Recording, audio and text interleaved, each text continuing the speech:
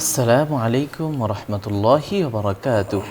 ইন্নাল হামদালিল্লাহ ওয়াসসালাতু ওয়াসসালামু আলা রাসূলিল্লাহ ওয়া বা'দ। সম্মানিত দর্শক শ্রোতা, কাছে দূরে, দেশে কিংবা প্রবাসে যে যেখান থেকে আমাদের দেখছেন শুনছেন, সবাইকে জানাই আন্তরিক শুভেচ্ছা ও অভিনন্দন। আশা করছি আল্লাহ তাআলার মেহেরবানিতে ভালো আছেন। আমরা দোয়া করি রব্বুল আলামিন সবাইকে সুস্থতার নিয়ামত দান করুন, ঈমানি জীবন নসিব করুন। প্রিয় দর্শক শ্রোতা, আপনারা জানেন এই অনুষ্ঠানে প্রতিদিন কোরআন সুন্নাহর আলোকে ইসলামের জীবন ঘনিষ্ঠ বিষয়গুলো নিয়ে আলোচনা করা হয়ে থাকে। বরাবরের মতোই আমরা চেষ্টা করেছি দেশের একজন বিশিষ্ট ইসলামী চিন্তাবিদকে আমন্ত্রণ জানাবার জন্য। আজ আমাদের সঙ্গে যোগ দিয়েছেন ঢাকা বিশ্ববিদ্যালয়ের উর্দু বিভাগের সম্মানিত সহযোগী অধ্যাপক ডক্টর হুসাইনুল বান্না। আসসালামু আলাইকুম রহমতুল্লাহি ওয়া বারাকাতুহু। ওয়ালাইকুম আসসালাম ওয়া রাহমাতুল্লাহি ওয়া বারাকাতুহু। মুহতারাম, কেমন আছেন? জি আলহামদুলিল্লাহ ভালো আছি, আপনি ভালো আছেন? আলহামদুলিল্লাহ। প্রিয় দর্শক শ্রোতা, আজ আমরা যে বিষয়ে আলোচনা করতে চাই সেটি হলো মানুষকে কষ্ট দেওয়ার পরিণতি। মানুষ হলো আশরাফুল মাখলুকাত। আল্লাহ রাব্বুল আলামিন বড় আদর করে, বড় ভালোবেসে এই মানুষকে পৃথিবীতে পাঠিয়েছে। তাই শুধুমাত্র আল্লাহ তাআলার আনুগত্য করার মধ্য দিয়েই আমাদের জীবনের সমস্ত কাজ শেষ হয়ে যায় না, বরং এছাড়াও পরিবারের, সমাজের, রাষ্ট্রের প্রতি আমাদের দায় এবং দায়িত্ব রয়েছে। ইসলামী শরিয়া এমন একটি নীতি এবং এমন একটি পদ্ধতি, এমন বিধান প্রণালী পৃথিবীতে দিয়েছে যে শুধুমাত্র একজন মুসলমান নন, একজন অমুসলিমও সেখানে নিরাপদ বোধ করবেন, শান্তিতে, স্থিতিশীলতার সঙ্গে, নিরাপত্তার সঙ্গে জীবনযাপন করবেন। এমনকি পশু পাখি পর্যন্ত তাদের অধিকার পাবেন। তাই মানুষকে কষ্ট দেওয়া ইসলামী শরিয়ার দৃষ্টিতে হারাম, নাজায়েজ। এবং মানুষকে কষ্ট দেওয়ার যতগুলো দিক রয়েছে সমস্ত দিককে ইসলাম পাপ হিসাবে গণ্য করেছে, এবং যতগুলো পথ পন্থা রয়েছে জুলুম করার, অবিচার করার, সেগুলোকে অপরাধ সাব্যস্ত করেছে। এবং কোনো কোনো অপরাধের শাস্তি দুনিয়াতেও আল্লাহ এবং তার প্রিয় রাসূল সাল্লাল্লাহু আলাইহি ওয়াসাল্লাম নির্ধারণ করে দিয়েছেন। দুনিয়াতেও এটার শাস্তি হবে, আখিরাতেও হবে। এসব কিছু সামনে রেখে আমরা একটি মানবিক শান্তিময় পৃথিবী গড়ার বিনির্মাণ, পৃথিবী নির্মাণের যে স্বপ্ন ইসলাম দেখেছে, তার যে বার্তা, সে মেসেজ আমরা এই আলোচনার মাধ্যমে সবার সামনে তুলে ধরতে চাই। আসুন মানুষকে কষ্ট দেওয়ার পরিণতি আমরা জানবো আমাদের সম্মানিত অতিথির কাছ থেকে, আমাদের সীমাবদ্ধ সময়ের মধ্যেই। জাযাকুমুল্লাহ। নাহমাদুহু ওয়া নুসাল্লি আলা রাসূলিহিল কারীম, আম্মা বা'দ। আল্লাহ সুবহানাহু ওয়া তাআলার সমস্ত প্রশংসা যে তিনি আল্লাহ তৌফিক দান করেছেন এরকম একটি গুরুত্বপূর্ণ বিষয় সম্পর্কে আলোচনা করতে। আমরা দেখা যায় যে আপনার নামাজ রোজার ব্যাপারে আমরা অনেকেই সচেতন, কিন্তু মানুষকে কষ্ট দেওয়া, মানুষের হক নষ্ট করা, মানুষকে অসম্মানিত করা ইত্যাদি বিষয়গুলো আমাদের বাহ্যিক দৃষ্টিতে মুমিন মুত্তাকিদের মধ্যে এগুলো দেখা যায়। অথচ শরীয়তের দৃষ্টিকোণ থেকে যদি আমরা বিচার করি তাহলে মানুষের হককে দুই ভাগে বিভক্ত করেছেন আল্লাহ সুবহানাহু ওয়া তাআলা। একটা হচ্ছে হকুল্লাহ আর একটা হচ্ছে হকুল ইবাদ। হকুল্লাহ মানে হচ্ছে আল্লাহ সুবহানাহু ওয়া তাআলার যে হকগুলো আছে, যে আল্লাহ সুবহানাহু ওয়া তাআলা আমার রব, আমার খালিক, আমার রাজ্জাক, আমার মালিক হিসাবে আল্লাহর হকগুলো কি? আল্লাহর প্রতি ঈমান আনা, আল্লাহর সাথে কাউকে শরীক না করা, নামাজ, রোজা, হজ, যাকাত, অর্থনৈতিক এবাদত এবং শারীরিক এবাদতগুলোকে পুঙ্খানুপুঙ্খ রূপে এবং রাসূল পাক সাল্লাল্লাহু আলাইহি ওয়াসাল্লামের আনিত তরিকা আদায় করা, এটা হচ্ছে হকুল ইবাদ। আমি আজকে যত শ্রেষ্ঠতমই নামাজ মানুষের মধ্যে উপহার দিতে যাই কথা বলি যে না, নামাজের মধ্যে ফায়দা হচ্ছে আগে সাজদা করা, তারপরে রুকু করা, তাহলে এটি ইবাদত হবে না। কারণ ইবাদত হচ্ছে যেটা আল্লাহ সুবহানাহু ওয়া তাআলা রাসূল পাক সাল্লাল্লাহু আলাইহি ওয়াসাল্লামের আনিত তরিকায় করতে হবে আল্লাহ সন্তুষ্টির জন্য। সুতরাং এগুলো হচ্ছে হকুল ইবাদ, হকুল্লাহ। এবং হকুল্লাহ সম্পর্কে আল্লাহ সুবহানাহু ওয়া তাআলা হাদিসের মধ্যে এ কথাই ইরশাদ করেছেন যে যেই ব্যক্তি হকুল্লাহ কোথাও যদি তার সমস্যা হয়ে যায়, তাহলে আল্লাহ সুবহানাহু ওয়া তাআলা ইচ্ছা করলে মাফ করে দিতে পারে। কিন্তু হক্কুল ইবাদের ক্ষেত্রে রাসূল পাক সাল্লাল্লাহু আলাইহি ওয়াসাল্লাম বলেন, আল্লাহ সুবহানাহু ওয়া তাআলা জানিয়ে দিয়েছেন যে যতক্ষণ পর্যন্ত ওই ব্যক্তি মাফ না করবে ততক্ষণ পর্যন্ত আল্লাহ সুবহানাহু ওয়া তাআলা তাকে মাফ করবেন। তো কোরআন কারীমের সূরাতুল আহজাবে আল্লাহ সুবহানাহু ওয়া তাআলা 56 নম্বর আয়াতে আল্লাহ সুবহানাহু ওয়া তাআলা বলেছেন যে আল্লাযীনা ইউযুনাল মুমিনিনা ওয়াল মুমিনাত বিগাইরি মাকতাসাবু ফাকাদ ইহতামালু বুহতানা ওয়া ইসমান মুবিনা, যেই ব্যক্তি মুমিন মুমিনাদেরকে কষ্ট দেয় তাদের কোনো অপরাধ ছাড়াই, তাহলে ফাকাদ ইহতামালু বুহতানান, তাহলে এখানে দুটো কথা বলছে আল্লাহ সুবহানাহু ওয়া তাআলা, সে বহন করবে বুহতান এবং বড় স্পষ্ট শাস্তি, পাপের বোঝা সে বহন করবে। আল্লামা ফখরুদ্দিন রাজি রহমতুল্লাহি আলাইহি এই আয়াতের তাফসীরের মধ্যে উল্লেখ করেছেন যে এখানে কয়েকটা জিনিস, একটা হচ্ছে ইজার 3টা রূপ। একটা রূপ হচ্ছে জরবুহু, তাকে প্রহার করা, আঘাত করা। 2 নম্বরে হচ্ছে অনুকসান ও হাক্কিহি, তার কোনো অধিকার নষ্ট করে দেওয়া। 3 নম্বরে হচ্ছে ওয়াফাদহিহি, তাকে লাঞ্ছিত করা। আমি আঘাত করলাম না, কিন্তু তাকে কষ্ট দিলাম, তাকে আমি মানুষের সামনে অপমান করলাম। এই 3টাই ইজার মধ্যে অন্তর্ভুক্ত। এখন আমরা কোরআনে কারীমে সূরাতুর রাদের মধ্যে দেখি আল্লাহ সুবহানাহু ওয়া তাআলা বলতেছেন এই কথা যে আম্মা মা ইয়ানফাউন নাস ফায়ানকুসু ফিল আরদ, মানুষের জন্য যা উপকার তাই একমাত্র এই পৃথিবীতে টিকে থাকবে এবং টিকিয়ে রাখার হচ্ছে দায়িত্ব হচ্ছে মুসলমানের। মানুষের জন্য উপকার, আল্লাহ সুবহানাহু ওয়া তাআলা এখানে কিন্তু এই কথা বলেন নাই যে আম্মা মা ইয়ানফাউল মুসলিম, মুসলমানের জন্য যা উপকার। তো সুতরাং একজন মুসলমান হিসাবে যেমন অন্য একজন মুসলমান ভাইয়ের সাথে তার উখুওয়াতের সম্পর্ক, কিন্তু আমার আদি পিতা যদি লক্ষ্য করি তাহলে প্রত্যেকেরই আদি পিতা তো হচ্ছে আদম আলাইহিস সালাতু ওয়াস সালাম। এই হিসাবে ধর্মীয় উখুওয়াত হচ্ছে আমার মুসলমান ভাইয়ের সাথে, আর মানুষ হিসাবে উনসিয়াতের উখুওয়াত হচ্ছে পৃথিবীর সমস্ত মানুষের সাথে আমার সম্পর্কটা হচ্ছে উনসিয়াত। মানে উনসিয়াত মানে কি, নাস শব্দটা কোত্থেকে আসছে, উনস থেকে এসছে, বা ইনসান শব্দটা উনস থেকে এসছে। এর অর্থ হচ্ছে কি, মানুষ তাকেই বলবে যার ভিতরে উনসিয়ত বা মানবতাবোধ, অন্যকে কষ্ট না দেওয়ার, অন্যের হক নষ্ট না করার, অন্যকে অপমানিত না করার একটা বোধ যার ভিতরে কাজ করে, সেই মানুষ। এই জন্য গালিব, মির্জা আসাদুল্লাহ খান গালিব উপমহাদেশের একজন মানে খুব শ্রেষ্ঠ কবিদের মধ্যে একজন, উনি বলতেছেন এই কথা যে বস কে দুশওয়ার হে হর কাম কা আসান হোনা, বস কে দুশওয়ার হে কে হর কাম কা আসান হোনা, আদমি কো মুয়স্সর নেহি ইনসান হোনা। যে পৃথিবীর কঠিন কাজ এটাও সহজ হয়ে যেতে পারে, কিন্তু আমি যেই দিন জন্মগ্রহণ করলাম সেই দিন আমি আসলে আদমের সন্তান হিসাবে আমি আদমি। তো আমার ইসলামের দিক নির্দেশনা অনুযায়ী আমার নিজেকে ইনসান বানাইতে হয় আমাকে। তো এই জন্য উনি বলেছেন আদমি কো মুয়স্সর নেহি ইনসান হোনা। আদম আলাইহিস সালাতু ওয়াস সালামের সন্তান হিসাবে জন্ম দেওয়ার কারণে আমি আদমি হয়েছি, কিন্তু এখান থেকে আমার ইনসান হওয়াটা অনেক কঠিন জিনিস, এটা এত সহজ জিনিস নয়। তো মানবতা বোধ এটা রাসূল পাক সাল্লাল্লাহু আলাইহি ওয়াসাল্লাম নবুয়ত প্রাপ্তির আগেই আল্লাহ সুবহানাহু ওয়া তাআলা এই জিম্মাদারি রাসূল সাল্লাল্লাহু আলাইহি ওয়াসাল্লামকে দিয়েছেন।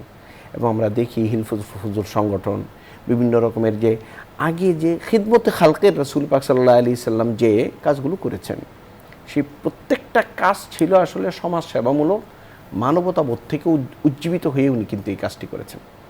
এবং পৃথিবীর সমস্ত নবীরা যে দাওয়াত দিয়েছেন, আইয়ুহান নাস কুলু লা ইলাহা ইল্লাল্লাহ তুফলিহুন, হে মানুষ তোমরা লা ইলাহা ইল্লাল্লাহ বলো, তোমরা সফলকাম হয়ে যাবে। নাস শব্দ দ্বারা মানুষকে এইভাবে সম্মানিত সম্বোধন মানুষকে করেছেন। এখন আমরা ইসলাম ধর্মে দেখি, ইসলাম ধর্মে দেখেন কত সুন্দর একটা ধর্ম, যে প্রথম যে দেখার সাথে সাথে যে অভিবাদন আমরা দিই, আসসালামু আলাইকুম রহমতুল্লাহ, সালাম শব্দটাও সিলমুন ধাতু থেকে আসছে। এর অর্থ হচ্ছে যে আল্লাহর রহমত তোমার উপরে পড়ুক। মানে আমি তোমার শান্তি কামনা করি বাহ্যিকভাবে যেভাবে, আমি অভ্যন্তরীণভাবেও আমার ভিতরে কোনো নিফাকি নেই। কেউ যদি ভিতরে নিফাকি রেখে সালাম দেয় যে আসলে লোকটাকে সে কল্যাণকামী নয়, তাহলে মুসলমান হিসাবে তার এটা মুনাফিকি, এটা আল্লাহ সুবহানাহু ওয়া তাআলা এটা গ্রহণ করবেন না। এটা সালামের শব্দের অর্থই হচ্ছে আমি তোমার বাহ্যিকভাবে যে মুখে বলতেছি, আমি আমার অভ্যন্তরীণভাবেও আমি তোমার শান্তি কামনা করি। এটা মুসলমানের দায়িত্ব। সুতরাং কাউকে কষ্ট দিলে আল্লাহ সুবহানাহু ওয়া তাআলা এটা নিজের জাতের মধ্যে নিয়ে নেন যে তুমি আমার বান্দাকে কষ্ট দিয়েছো। এই জন্য রাসূল পাক সাল্লাল্লাহু আলাইহি ওয়াসাল্লাম বলেন, আল মুসলিমু মান সালিমা আল মুসলিমুনা মিন লিসানিহি ওয়া ইয়াদিহি ওয়ান নাসি আজমাইন। প্রকৃত মুসলমান তো সেই যে মানুষের, যার হাত থেকে, যার জবান থেকে সমস্ত মানুষ এবং মুসলমান নিরাপদে থাকে। মুসলিমের হাদিসের মধ্যে আমরা দেখি যে মুমিন কাকে বলে, বলে আল মুমিনু মানি তামানাহুন নাস, যার কাছে মানুষ কি থাকে, হেফাজতে থাকে। একটা হাদিস যেটাকে রাসূল পাক সাল্লাল্লাহু আলাইহি ওয়াসাল্লাম খুব সুন্দর করে বলছেন যে আল খালকু কুল্লুহুম আইয়ালুল্লাহ, যে খালি মানুষ নয়, সৃষ্টিজীবী হচ্ছে, সৃষ্টিতে যত কিছু আমরা দেখি সব কিছু হচ্ছে আল্লাহ সুবহানাহু ওয়া তাআলার পরিবারের অন্তর্ভুক্ত। ফাআহাব্বুল খালক মান আহসানা ইলা আইয়ালিহি, আল্লাহর কাছে সেই ব্যক্তি সবচেয়ে বেশি পছন্দনীয় যে আল্লাহর পরিবারের সাথে ভালো ব্যবহার করে। এখন আমি আল্লাহর পরিবারের সাথে যদি ভালো ব্যবহার না করি, এর পরিণতিটা আসলে কি? আল্লাহ সুবহানাহু ওয়া তাআলা বলছেন ফাকাদ ইহতামালু বুহতানান, যে সে বুহতান হাসিল করবে যদি কেউ মানুষকে কষ্ট দেয়। বুহতানটা আসলে কি? বুহতানটা হচ্ছে নিজে নিজে লাঞ্ছিত হওয়া। আল্লামা ফখরুদ্দিন রাজি রহমতুল্লাহি আলাইহি এই কথা বলতেছেন, আল ইফসাহু নাফসাহু, তার নিজের নফসকে সে কী করলো, বিভিন্নভাবে লাঞ্ছিত সে করবে। লাঞ্ছিত করার সুরত কী তাহলে? বিভিন্নভাবে কীভাবে লাঞ্ছিত করবে? হয়তো আল্লাহ সুবহানাহু ওয়া তাআলা মানুষকে কষ্ট দেওয়ার কারণে ওই কষ্টের পরিণতিতে আল্লাহ সুবহানাহু ওয়া তাআলা তাকে এরকম কষ্ট হয়ে দিবেন, না হয় এরকম রোগ শোকে আল্লাহ সুবহানাহু ওয়া তাআলা তাকে ভোগাবেন যেটা তার এই কষ্টেরও আরও 10 গুণ বেশি। এটা দুই সুরতে আল্লাহ সুবহানাহু ওয়া তাআলা করবেন। যদি কাফিরকে করেন আল্লাহ সুবহানাহু ওয়া তাআলা, তাহলে এই জন্য করবেন যে দুনিয়াতে এই শাস্তি তার জন্য শুরু হয়েছে, যেটা আখিরাত পর্যন্ত চলবে। আর মুমিন যদি এই ধরনের কাজ করে, আল্লাহ সুবহানাহু ওয়া তাআলা তাকে শাস্তি দিবেন এই কারণে যে আখিরাতে যাতে এই শাস্তির কারণে তার ভোগান্তি না হয়। দুইজনের শাস্তির মধ্যেও কিন্তু পার্থক্য আছে, ধরন ভিন্ন আছে। যে আল্লাহ সুবহানাহু ওয়া তাআলা বলতেছেন এই কথা, ওয়াইম মিনকুম ইল্লা ওয়ারিদুহা কানা আলা রাব্বিকা হাতমান মাকদিয়া, বলে তোমরা যেই হও দুজকের উপর দিয়ে তোমার যাইতেই হবে। এটা আল্লাহ সুবহানাহু ওয়া তাআলা অমোঘ সিদ্ধান্ত। দুজকের উপর দিয়ে যাইতে হবে কেন? বলে তার স্থানটা আসলে দেখে যেতে হবে যে জান্নাতে যে যাচ্ছি, কারণ যে রাত্র না দেখে সে তো দিনের ফজিলত বুঝবে না।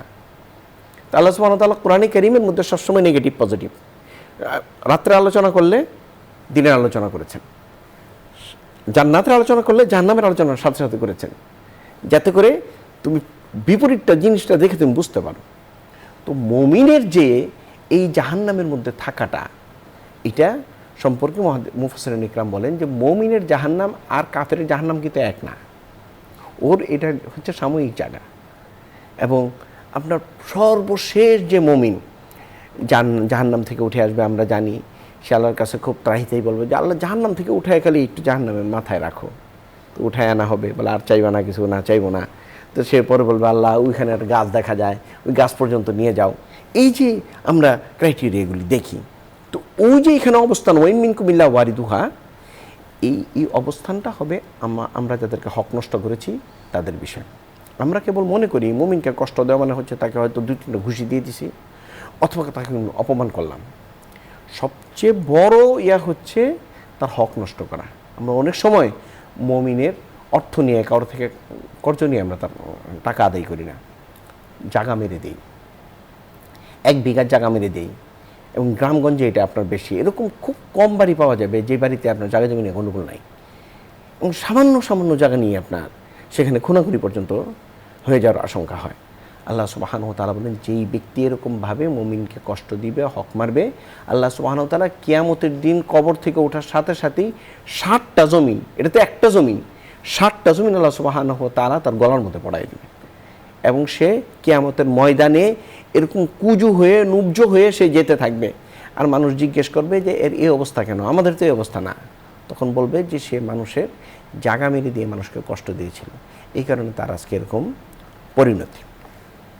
আমরা দেখি যে রাসূল পাক সাল্লাল্লাহু আলাইহি ওয়াসাল্লাম বলছেন মানুষকে কষ্ট দেওয়ার আরেকটা সূরত হচ্ছে তাকে গালি দেওয়া, মানে সিবাবুল মুসলিমি ফুসুকুন ওয়া কিতালুহু কুফরুন, যে মুমিনকে গালি দেওয়া এইটা হচ্ছে ফিস্ক এবং পাপাচারের একটা কাজ, আর তাকে হত্যা করাটা হচ্ছে কুফরি কাজ।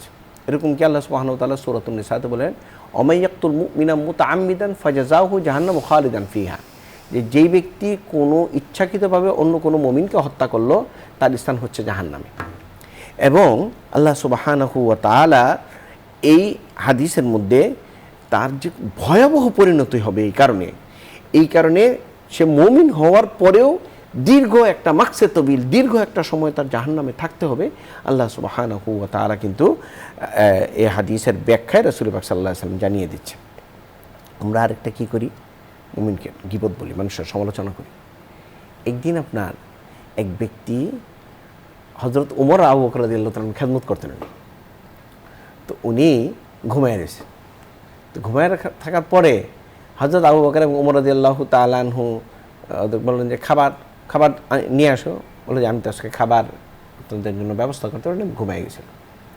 তখন উনি খারাপ সমালোচনা করলেন যে ও মুখের মতো ঘুমায়। বললেন যে এখন কী করবো? বলে যে দেখো যে পাশেই তো রাসূল সাল্লাল্লাহু আলাইহি ওয়াসাল্লামের বাসা, রাসূলের কাছে যদি কোনো তরকারি থাকে তাহলে নিয়ে আসো, আমরা একটু খাবো। তো রাসূল সাল্লাল্লাহু আলাইহি ওয়াসাল্লামের কাছে ওই লোক গেল, যে বললো যে রাসূল আবু বকর ওমর খিদায় কষ্ট করতেছে, রুটির ব্যবস্থা হয়েছে কিন্তু তরকারির ব্যবস্থা নাই। রাসূল সাল্লাল্লাহু আলাইহি ওয়াসাল্লাম বললেন যে ওরা দুইজন তো ওদের তরকারি আগে খেয়ে ফেলছে। তুই লোক আশ্চর্য হয়েছে, আয়েশা বলছে যে রাসূল সাল্লাল্লাহু আলাইহি ওয়াসাল্লাম তরকারি জান নাই, বলছেন আপনারা দুইজন আপনাদের তরকারি খেয়ে ফেলছে। তো হযরত ওমর রাদিয়াল্লাহু তাআলা তো সচেতন মানুষ ছিলেন, উনি বুঝে ফেলছেন যে রাসূল সাল্লাল্লাহু আলাইহি ওয়াসাল্লাম অসন্তুষ্ট হয়েছে। উনি বললেন যে রাসূল অসন্তুষ্ট চলে। তো আবু বকর রাদিয়াল্লাহু তাআলা উনি গেলেন, যে দরজা করান আনলেন এবং রাসূল সাল্লাল্লাহু আলাইহি ওয়াসাল্লাম বের হয়ে আসলেন, বললেন যে রাসূল আপনি অসন্তুষ্ট হয়েছেন।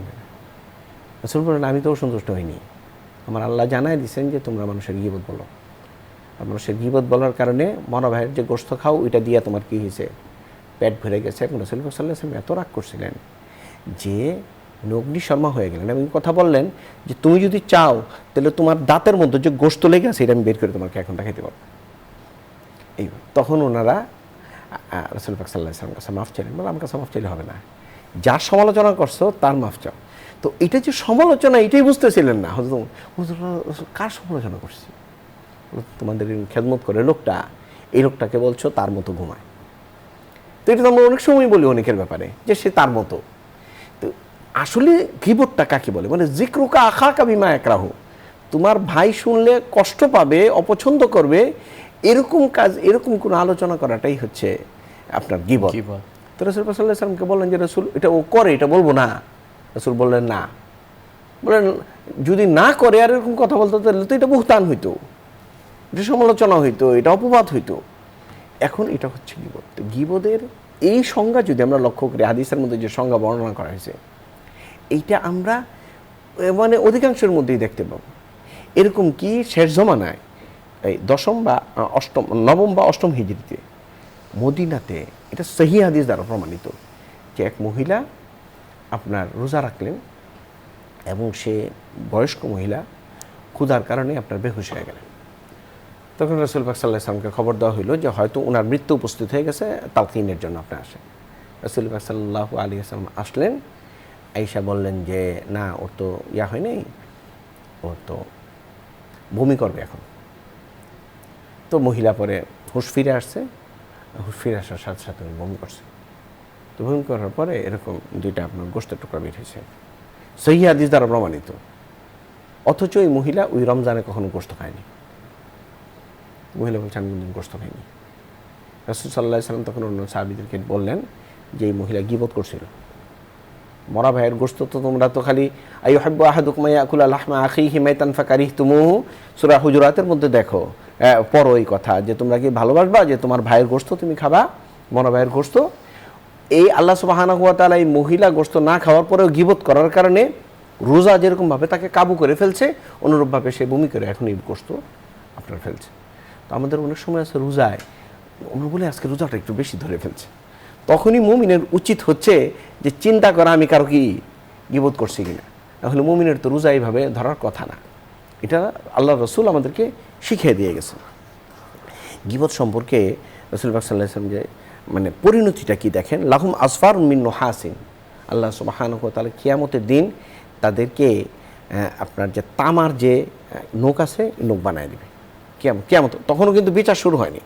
কিয়ামতের দিন নখ বানায় দিবে। আর ইয়াখমিশুনা ফুজুহাহুম ও সুদুরাহুম, তারা কিয়ামতের দিন এই তামার নখ দিয়ে একেবারে আপনার খামছে খামছে তাদের মুখের যে গোশত আছে এবং ইয়ার যে গোশত আছে, বুকের যে গোশত আছে, এগুলি আপনার এইভাবে উপরে ফেলবে। মানুষ জিজ্ঞেস করবে তার এরকম খারাপ অবস্থা কেন?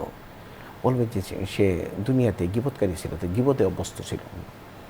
আমাদের তো ইয়াগুলি যদি আমরা চিন্তা করি, আপনার আমাদের অবস্থাগুলি চিন্তা করি, মানে প্রতিনিয়ত আমরা যদি 5 মিনিট বসি তাইলেই কিন্তু আপনার ভালো কথা থেকে পর আমাদের গীবত শুরু হয়ে যায়।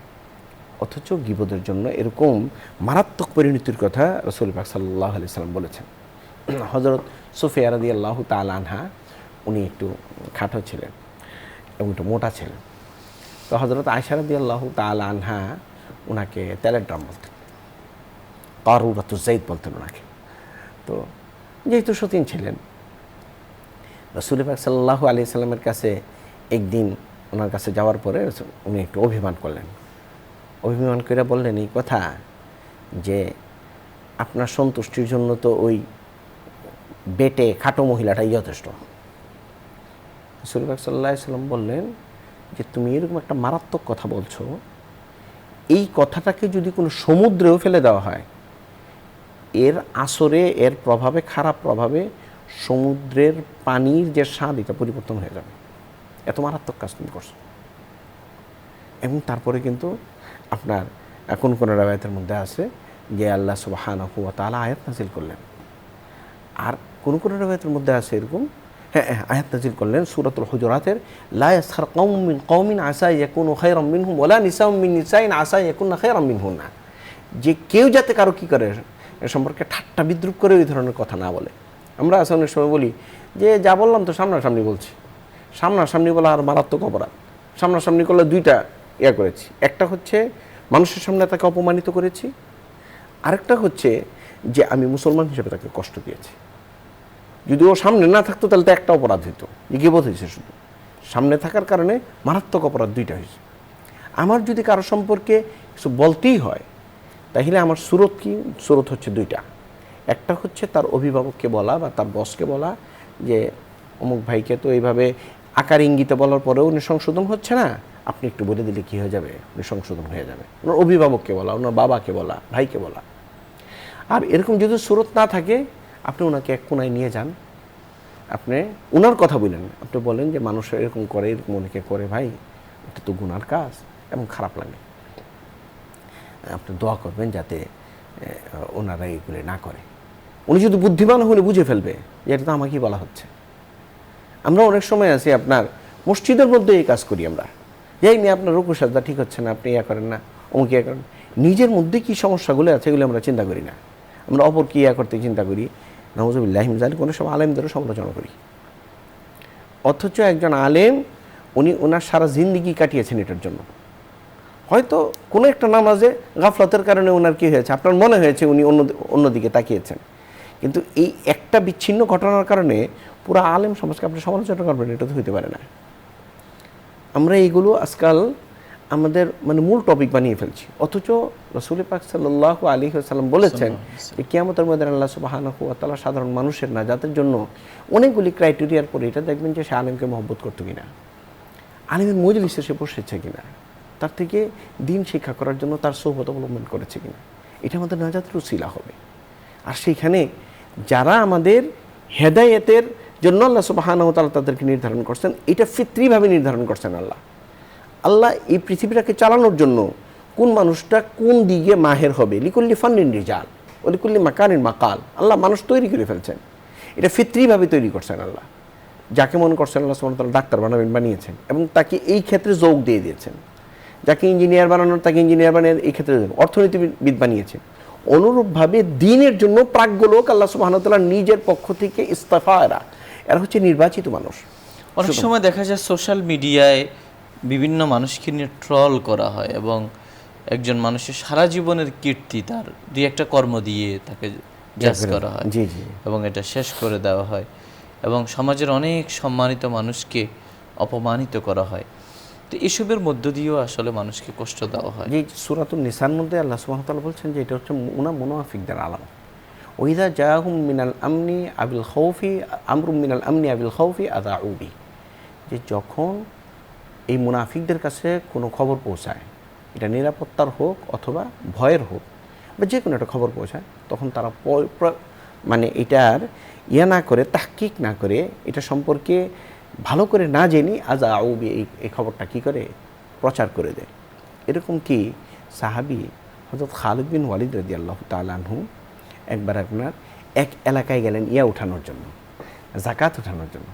তো এলাকার মানুষ ওনাকে সংবর্ধনা দেওয়ার জন্য এলাকার বাইরে চলে আসছে। আর এখান থেকে মুনাফিকরা হযরত খালিদ বিন ওয়ালিদ রাদিয়াল্লাহু তাআলা আনহুকে বললেন যে এরা তো আবার মুরতাদ হয়ে গেছে, এখন আপনার সাথে যুদ্ধ করবে, এরা মারামারি করবে, এই জন্য এলাকার বাইরে চলে আসছে। আর খালিদ বিন ওয়ালিদ রাদিয়াল্লাহু তাআলা আনহু অন্য কোনো জায়গায় এই অবস্থা দেখেন নাই। উনি কি করলেন, সাথে সাথে উনি ঘোড়া করে ফিরে আসলেন মদিনাতে এবং বললেন এলাকার মানুষ তো মুরতাদ হয়ে গেছে, এরা তো আমাদের জন্য যাকাত উত্তোলন করতে গেছিলাম, এরা যুদ্ধ করার জন্য বের হয়ে আসছে। রাসূল সাল্লাল্লাহু আলাইহি সাল্লাম আবার পাঠাইলেন সাহাবায়ে যে দেখো তো। ওরা বলল না, আমরা তো ওনাকে করার জন্য, সম্বর্ধনা দেওয়ার জন্য।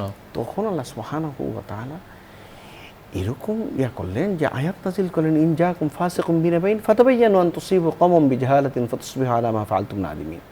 যে যখন কোনো ফাসিক এসে, মুনাফিকদের কথা বললে, ফাসিক এসে যখন তোমাকে কোনো সংবাদ দেয়, তখন এটা আগে যাচাই বাছাই করো।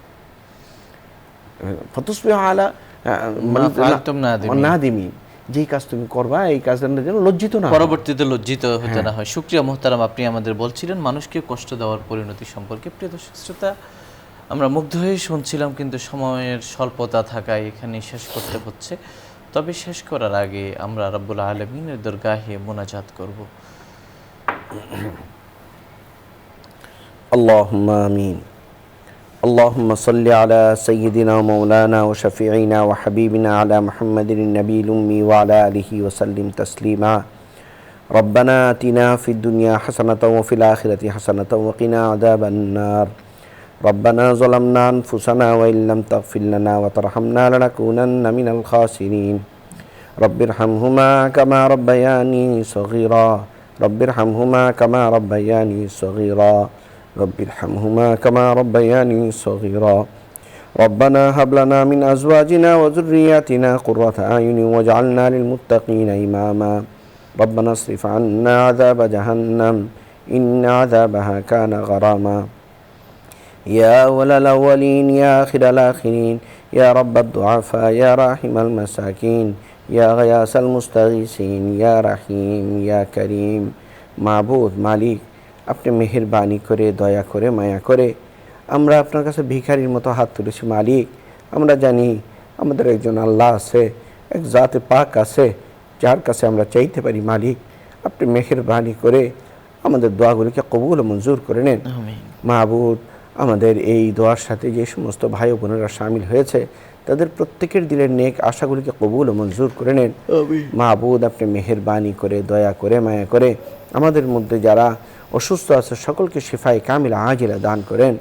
মাহবুদ, যারা ব্যবসায়ী আছে তাদের ব্যবসায় উন্নতি দান করেন, যারা ছাত্র আছে তাদের পড়াশোনায় উন্নতি দান করেন, যারা চাকরিজীবী আছে তাদের চাকরিতে উন্নতি দান করেন। সমস্ত রকমের মাহবুদ আমরা আফিয়াত আপনার কাছে আমরা চাই, কল্যাণ চাই। আপনি মেহেরবানি করে আমাদেরকে সেই কল্যাণ দিয়েই দেন মালিক। আপনি মেহেরবানি করে উম্মতে মুহাম্মাদীকে হেফাজত করেন। ফিলিস্তিনের মুসলমানদেরকে পূর্ণ স্বাধীনতা দিয়ে দেন। চীনের উইঘুরের মুসলমানদেরকে স্বাধীনতা দিয়ে দেন। ভারতের মুসলমানদেরকে স্বাধীনতা দিয়ে দেন মালিক। আপনি মেহেরবানি করে আমাদের এই দেশকে হেফাজত করেন, ভূমিকম্প থেকে হেফাজত করেন, ভূমিধস থেকে হেফাজত করেন মালিক। আমরা যাতে কখনো মাহবুদ ডুবে মৃত্যুবরণ না করি, এর থেকে আমাদেরকে হেফাজত করেন। আমাদেরকে আগুনে পুড়ে মৃত্যুবরণ করার থেকে হেফাজত করেন মাহবুদ। আপনি মেহেরবানি করে, আমাদের তো মরতেই হবে, মরণের সময় আমাদেরকে আপনি মাগফিরাত নসিব করেন, তওবা নসিব করেন। এবং ঈমানের উপরে আপনি আমাদেরকে ইন্তেকাল দেন মালিক। আমিন, মাহমুদ আমিন, মেহেরবানি করে আপনি বসুন্ধরা গ্রুপ এবং তার সাথে সংশ্লিষ্ট যারা আছে তাদের সকলকে কবুল ও মঞ্জুর করে নেন। আমাদের মৃত আত্মীয় স্বজন যারা ইন্তেকাল করছে সকলকে মাফ করে দেন। আল্লাহুম্মা আহসিন আকিবাতানা ফিল উমুরি কুল্লিহা ওয়াজিরনা মিন খিজি দুনিয়া ওয়া আযাবিল আখিরাহ ওয়া সাল্লাল্লাহু তাআলা আলা খাইরি খালকিহি সাইয়্যিদিনা মুহাম্মাদ ওয়া আলা আলিহি ওয়া সাহবিহি আজমাইন। আমিন আমিন আমিন বিরহমাতিকা ইয়া আরহামার রাহিমিন। প্রিয় দর্শক শ্রোতা, এতক্ষণ ধরে অত্যন্ত ধৈর্য সহ আপনারা শুনছিলেন আপনাদের প্রিয় অনুষ্ঠান আলোকিত প্রতিদিন। পুরো সময় আমাদের সঙ্গে থাকার জন্য ধন্যবাদ। আমা আলাইনা ইল্লাল বালাগ। আসসালামু আলাইকুম ওয়া রাহমাতুল্লাহি ওয়া বারাকাতুহু।